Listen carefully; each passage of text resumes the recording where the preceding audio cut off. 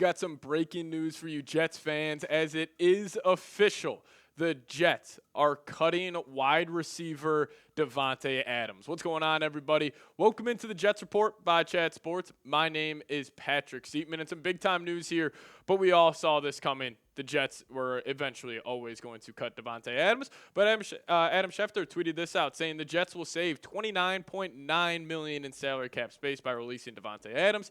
He had no guaranteed money remaining on his contract. He actually had around $800,000 left in guaranteed, but still in a vacuum. No real guaranteed money left for Davante Adams, and the Jets will be taking on $8.3 million of dead cap in 2025, but this opens it up for the Jets to potentially get aggressive here in free agency. I mean, creating $30 million in effective cap space, and we're just a week away from free agency. Like, you got to anticipate the Jets to make a lot of major news, and that's why you guys also got to make sure you are subscribed here to the channel. We're closing in on 3,500 subs. Just need about 24 more of you guys to hit that sub button. So if you guys haven't already and you want to stay up to date around the latest around your New York Jets, go down there, hit that subscribe button.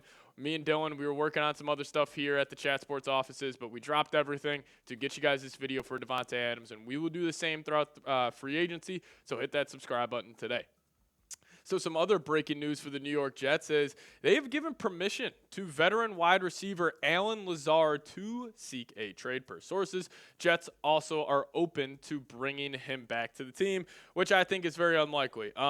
I think the way this Jets wide receiver core is going to shake out by the end of the season, it's just going to be Garrett Wilson, Malachi Corley, and they're going to have to find the rest of these guys in free agency or the NFL draft. But, you know, I think they're finally getting rid of this Aaron Rodgers era where you obviously already cut Aaron Rodgers. You are, just cut Davante Adams today. I could see in a couple of days this being the case where the Jets are going to cut Allen Lazard. Now, financially for New York, it makes a lot of sense to designate him as a post-June 1 cut, which we'll dive into that here in a second. But this is how the Jets wide receiver room is right now. Now, you still got a guy like Xavier Gibson, Malik Taylor, but I don't anticipate Malik Taylor to be on the roster next season. And the only two guys who I think are guaranteed spots are Garrett Wilson and Malachi Corley. Now, Xavier Gibson will have a very good chance to make the team, but it all depends on what the Jets decide to do. But I expect Allen Lazard and Malik Taylor to be off this football team, and that leaves a massive need at the wide receiver 2 spot and wide receiver 3 spot for the New York Jets. But here are the savings they would get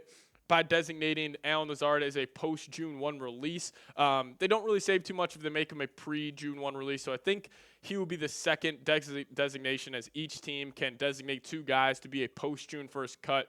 But you don't get that cap space until June 1st. You wouldn't be able to spend that in free agency, but you still save $11 million, which you can pay your draft class, and the Jets can just kind of, still go big in free agency and use this extra money to pay, the draft picks this upcoming year. But, I think the Jets are going to need to make a move on a wide receiver, whether that's free agency or the NFL draft. They are going to have to do something, because you can't roll in the next season, whoever the quarterback is, whether that's Tyrod, Justin Fields, Shedeur Sanders, Cam Ward, whoever is under center for the Jets, you got to get them some better weapons. And a guy I think is going to sign is Tim Patrick. Now, we talked about Tim Patrick on the last couple of shows, saying I think he would be a good stopgap wide receiver too, where I would be okay if the 3 wide receivers they're running were Corley, Wilson, and Tim Patrick. He understands the system that Tanner Eggstrand's going to want to run, so he would have some familiarity there, and plus he would be a very cheap signing. Like, I'm talking 1 year, $4 or $5 million. But, if the Jets want to swing big in free agency,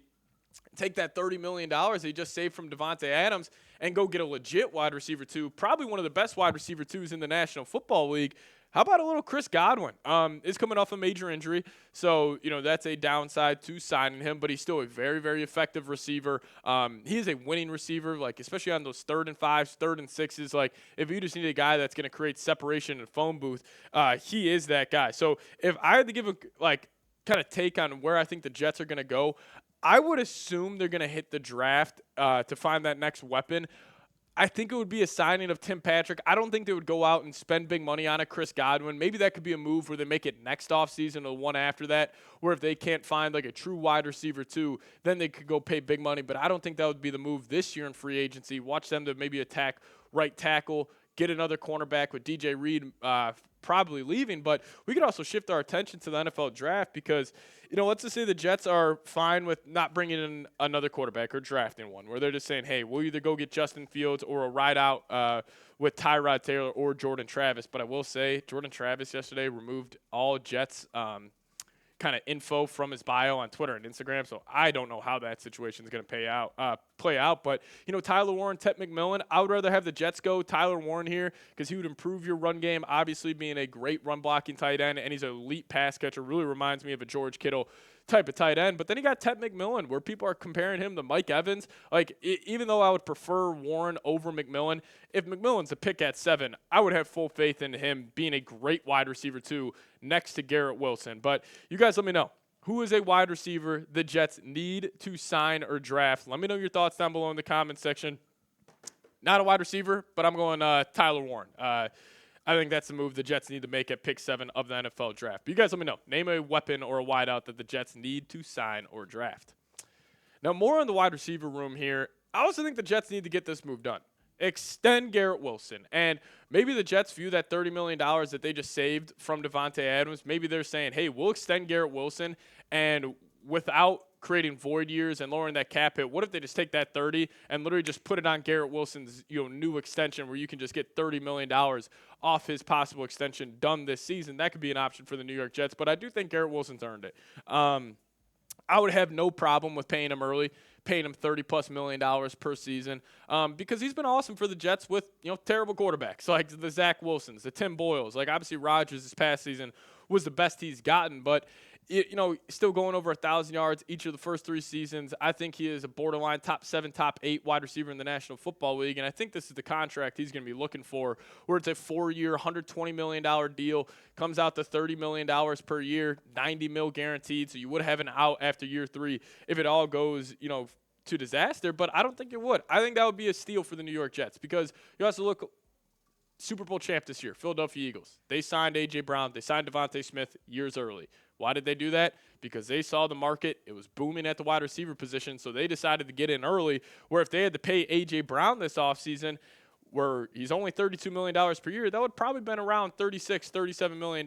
Like Jefferson getting 35. CeeDee Lamb, who actually just restructured his deal, but he's on the books for about $34 million per year. And if you would slide in Garrett Wilson tied with Brandon Ayuk, I think that would be a good move for the New York Jets. I think Garrett Wilson's a better wide receiver than Brandon Ayuk. I would rather have him on my football team than Ayuk. So I think the Jets, you're going to have to get this deal done eventually.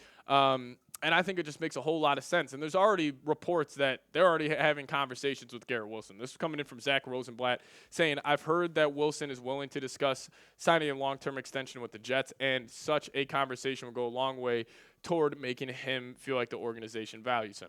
Wilson was one of the first calls Glenn made after getting the Jets job, along with cornerback Sauce Gardner. There will be some other big money wide receiver extensions this offseason, namely Jamar Chase with the Bengals, and I'd expect Wilson to push for top 10 wide receiver money, somewhere in the $26 to $30 million per season range. The Jets are not in a rush to sign him to a new deal, preferring to focus on free agency first. They have Wilson under team control in 25 and 26 via 5th-year option, and they could always franchise tag him after that. But I think this deal is going to get done, because I don't want Garrett Wilson rolling in the next season, still on his rookie deal. And let's just say the Jets year, what if it's a bad one? Let's just say they go 4-13.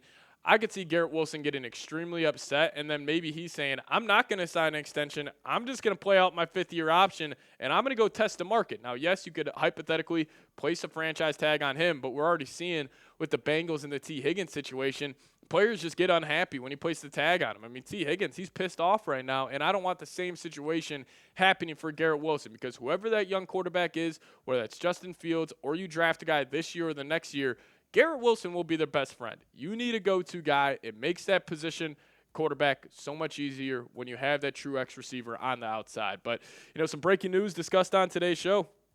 If you guys made it to the end of today's show, just hit me with a real one down below in the comments section, so I can know where all the real ones are at that watch this entire thing. So we appreciate you guys tuning in. Hit that subscribe button on the way out, youtube.com/JetsTV. Hit that sub button. Help us reach 3,500 subscribers here on the channel, and we'll see you guys next time. As always, go Jets.